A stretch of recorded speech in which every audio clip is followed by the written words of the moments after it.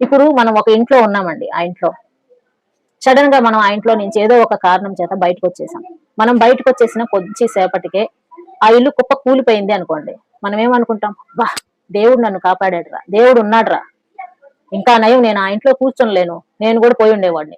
ఆ టయానికి భగవంతుడే వచ్చి నన్ను ఆ ఇంట్లో నుంచి తీసి బయటేసేసాడు, నా ప్రాణాలను కాపాడాడు అని కృతజ్ఞత భావంతో మనం అనుకుంటామా లేదా? ఇక్కడ కూడా సేమ్ మీరు అప్లై చేసుకోవాల్సింది ఈ విషయమే. ఒక వ్యక్తి మన లైఫ్ లో నుంచి మన ప్రమేయం లేకుండా వెళ్ళిపోయారు అనంటే వాళ్ళ వల్ల మనకి ఫ్యూచర్ లో ఏదో ఒక ప్రమాదం పొంచి ఉంది. మనం ఎమోషనల్ గా ఏదో కష్టపడబోతున్నాం. మానసికంగా, శారీరకంగా మనకి చాలా నష్టాలు జరిగే అవకాశాలు ఉన్నాయి వాళ్ళ వల్ల.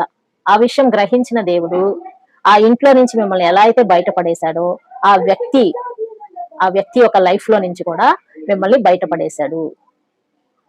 ఇలా అనుకుంటే మనకి ఎటువంటి కష్టము ఉండదు. ఇలా అనుకుంటే కాదండి, ఇదే నిజం. 100% నిజం అనమాట. ఒక వ్యక్తి వల్ల మనకి ఏదైనా సమస్య రాబోతుంది అన్న విషయం మనకన్నా ఎక్కువ భగవంతుడికే తెలుస్తుంది కాబట్టి ఆయన మనల్ని సేవ్ చేసే డ్యూటీలో ఇదొక భాగంగా వాళ్ళని మన నుంచి దూరం చేసేస్తూ ఉంటాడు. ఇంకొక కారణం కూడా ఉంటుంది. అదేంటంటే ఇంకొక వీళ్ళకన్నా చాలా మంచి మనసున్న వ్యక్తి మన లైఫ్ లోకి ఎంటర్ అవ్వాలని రాసి పెట్టేశాడు. అది రావాలంటే ఇది అడ్డం కాబట్టి దీన్ని తీసేశాడు. ఫ్యాక్ట్, నిజం.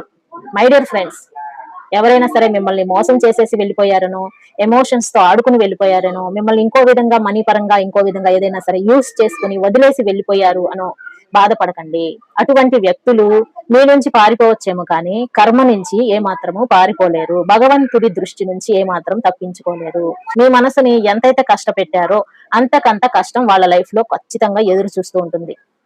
ఫ్యామిలీ పరంగా కానీ ఇంకో పరంగా కానీ హెల్త్ పరంగా కానీ వాళ్ళకి ఏదో ఒక శిక్ష ఖచ్చితంగా భగవంతుడు వేస్తాడు. అప్పుడు కూడా వాళ్ళకి అర్థం కాదు మనం చేసిన దానికే ఇది వచ్చింది అని. కానీ ఏదో ఒక రోజు ఖచ్చితంగా కర్మ చేతిలో వాళ్ళు శిక్షని అనుభవించక తప్పదు.